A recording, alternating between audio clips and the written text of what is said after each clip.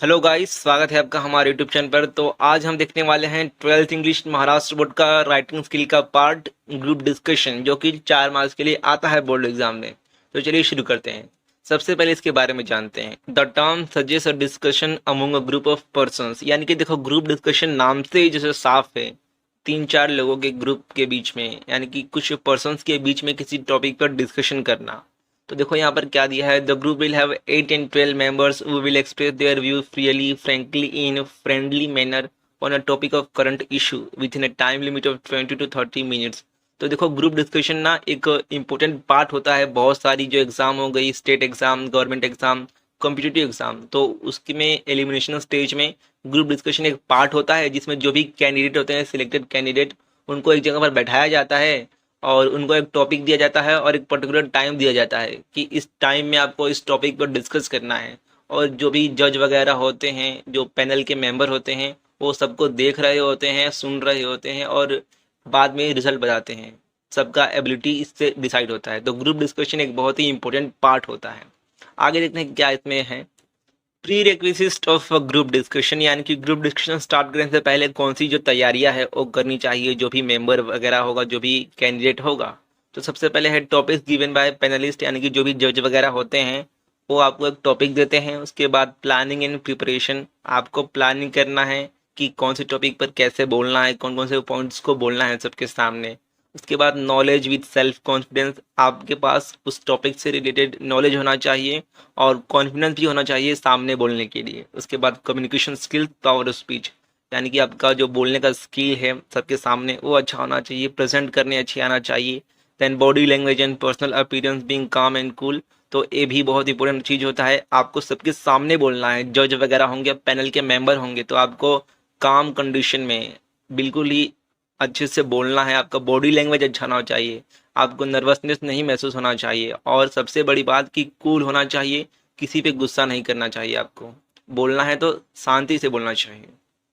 उसके बाद यहाँ पर देखो बेनिफिट दिया है, बेनिफिट्स इन ग्रुप डिस्कशन। तो stimulation of thinking in a new way, expansion of knowledge, understanding of your strength and weakness, your true personality is reveal and qualities of leadership crystallise. तो आपको देखो एक नए तरीके से सोचने की शक्ति आती है, नया एक वे आता है थिंकिंग का। आपका जो भी नॉलेज होगा उसका एरिया वास्ट बन जाता है, वाइड होता है, क्योंकि वहाँ पर ग्रुप डिस्कशन में बहुत सारे लोग होते हैं जो अपनी अपनी नॉलेज बताते हैं, तो उससे आपको भी कुछ नया सीखने को मिलता है।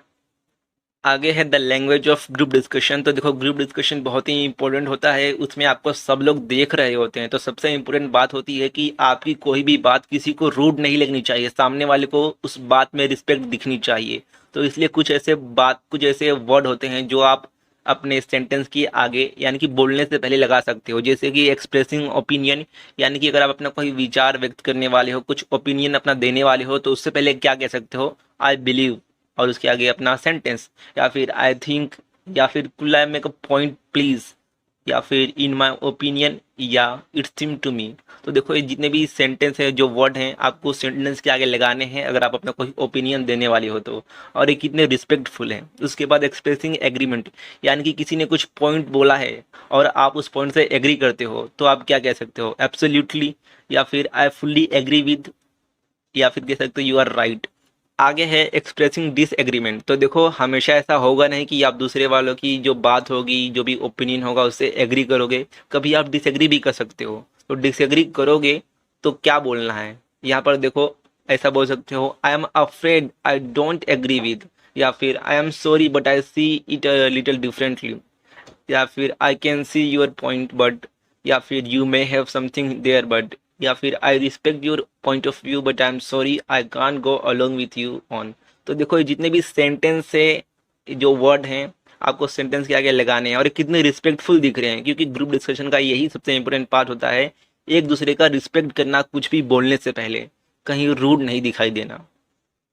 उसके बाद सजेस्टिंग, तो कुछ आप सजेस्ट कर रहे हो तो ऐसा बोल सकते हो, asking for opinion, interrupting, holding interruptions, या फिर कंक्लूडिंग।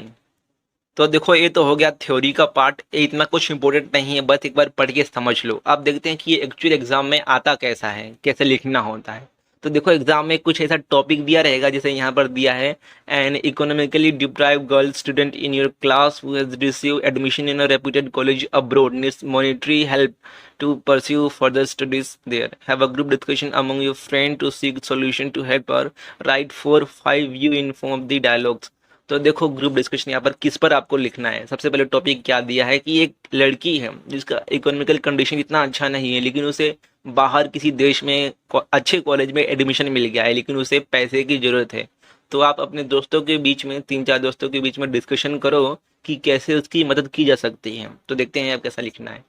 तो देखो यहाँ पर है आपका ग्रुप डिस्कशन का आंसर। ग्रुप डिस्कशन यानी कि इसे सिंपल डायलॉग राइटिंग के फॉर्म में लिखना है, यानी कि 3-4 लोग रहेंगे, उनके बीच में डिस्कशन होगा। लेकिन इसमें छोटा सा एक पॉइंट ये है कि जो कैरेक्टर आपका डायलॉग राइटिंग यानी कि डिस्कशन स्टार्ट करेगा, वही कैरेक्टर उस डायलॉग राइटिंग को यानी कि ग्रुप डिस्कशन को एंड करेगा। जैसे देखो यहाँ पर रियान ये स्टार्ट कर रहा है और ये रियान यही एंड कर रहा है, तो इसका मतलब जो रियान है इस ग्रुप डिस्कशन में लीडर है। तो आपको ऐसे ध्यान में रखते हुए लिखना है, यानी कि एक कैरेक्टर आपके ग्रुप डिस्कशन के आंसर में लीडर रहेगा, जो ग्रुप डिस्कशन को स्टार्ट करेगा और उसको ही एंड भी करेगा। तो ऐसा आप याद रखना।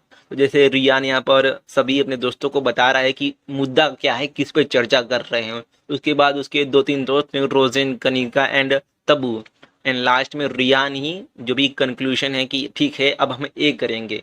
तो ऐसा करके वो इस ग्रुप डिस्कशन को ख़त्म करता है। तो सिंपल सा ऐसा होता है, याद रखने का। जो एक कैरेक्टर ऐसा रहेगा जो भी अपनी ग्रुप डिस्कशन है उसको स्टार्ट करेगा, यानी कि इसे बताएगा कि आज का मुद्दा क्या है, किस पर हमको डिस्कस करना है। और उसके बीच में जो भी साइड कैरेक्टर हैं वो रहेंगे, एंड लास्ट में फिर से मेन कैरेक्टर यानी कि ग्रुप डिस्कशन का जो भी लीडर है वो आएगा और कंक्लूज करेगा कि हमने ऐसा ऐसा किया है, ठीक है ये करना है। तो सबसे इंपॉर्टेंट पॉइंट यही होता है कि जो स्टार्ट करेगा ग्रुप डिस्कशन को वही एंड करेगा, और एंड में कंक्लूजन जैसा पता चलना चाहिए। जैसे यहाँ पर देखो सबसे पहले स्टार्टिंग में ऐसा दिया है कि ये सबको बुलाता है और लास्ट में एक कॉमन पॉइंट पर, कॉमन सॉल्यूशन पर आ जाते हैं। तो ये हो गया सिंपल सा आपका ग्रुप डिस्कशन। इजी है, डायलॉग राइटिंग के फॉर्म में लिखना है।